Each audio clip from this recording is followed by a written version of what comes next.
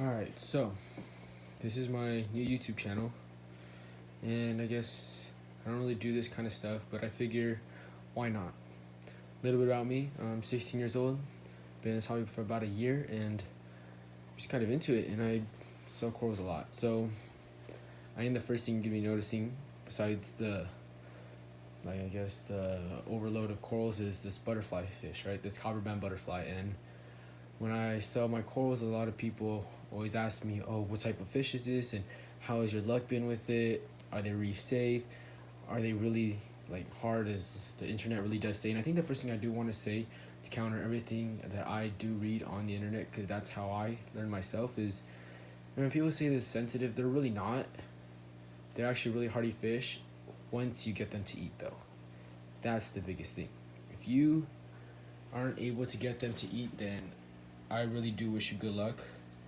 But the best bet is, the first thing you do is, you're going to be buying this from the LFS and from the local fish store. The first thing you want to do is ask them, do they eat frozen? What are they eating? Are they eating? And don't just settle on that. You're gonna be spending what, 30, $50 on this fish. No, you're gonna ask them, all right, can you feed them for me? And if they're a good local fish store, they will. And that's what I did for this guy. And this guy was eating mysis off the bat for me. Another trait you want to see is, are they constantly looking around at the rocks? Are they trying to pick at the rocks, trying to forage for food? Or are they like just, I guess, being lethargic, you know? And I've had this guy for about 3 months now, so I'm not going to act like a Mr. Know-It-All for too much, because, I mean, granted, I haven't even had this guy for half a year yet. But so far, I mean, I have had good success, and he does eat pretty well. All right, and next thing I want to talk about is, I mean, salinity, temperature, all this stuff is going to be basic like all other fish. Salinity, you know, if you're in a reef tank, 0.024 to 0.026, you're fine. Temperature, man, sometimes my tank drops as low as 74 just because right now we're in winter. Sometimes as high as 80 to 81. They're hardy, they can handle that. Ick, quarantine him if you can. This guy had ick twice. He is still alive. These guys are hardy fish, as long as they're eating. And that's the biggest thing I really want you guys to focus on, is if you guys are going to buy one, make sure that this guy eats.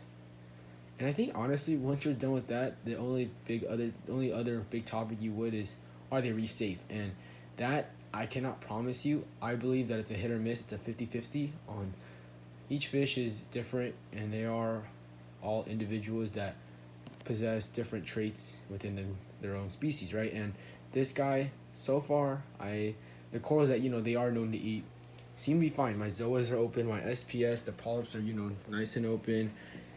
These nice softies and all my LPS, they're fine. None of them are missing polyps, and I guess maybe I got lucky.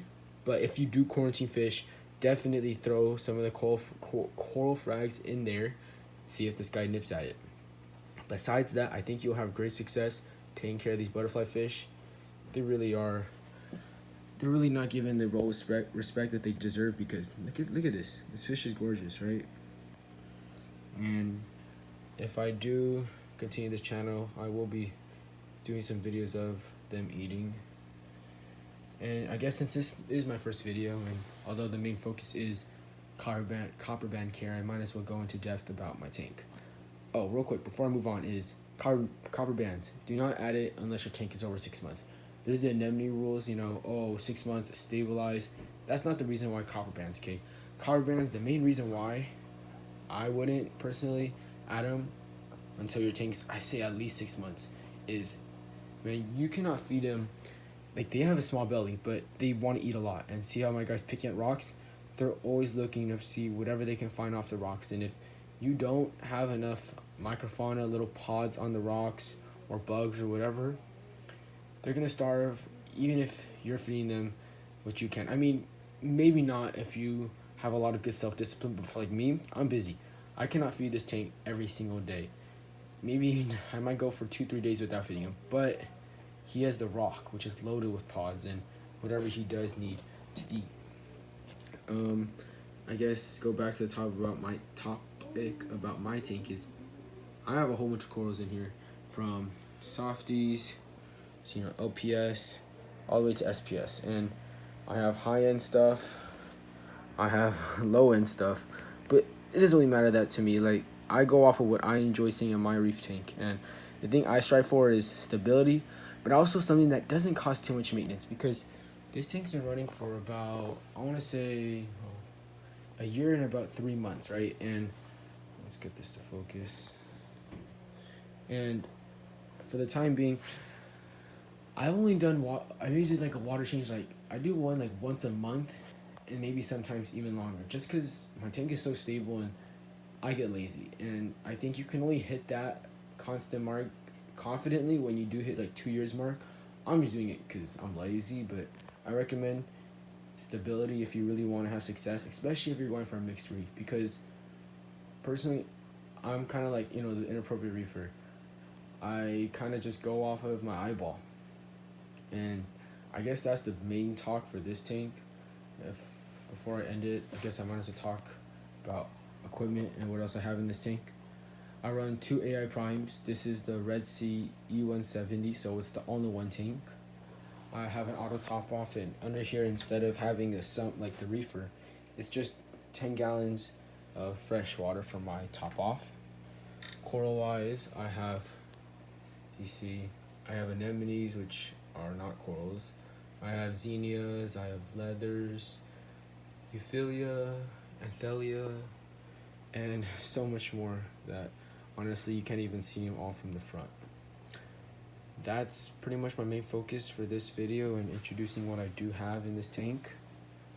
And before I end out, I do want to say that I do not dose, and if I do, it's like A, B, C, D trace colors, which I'm not really consistent with. Fish wise, I have this butterfly who's not shy at all.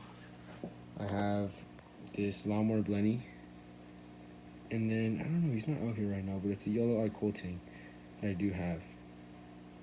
But thank you for watching. These are my 2 reef tanks, and my next video will probably be focusing on that anemone tank over there. Thanks for watching this 7-minute video, and I guess if this does intrigue you, I guess my content and I don't know, just some daily reef talk, why not hit a subscribe button and maybe a thumbs up? Thank you.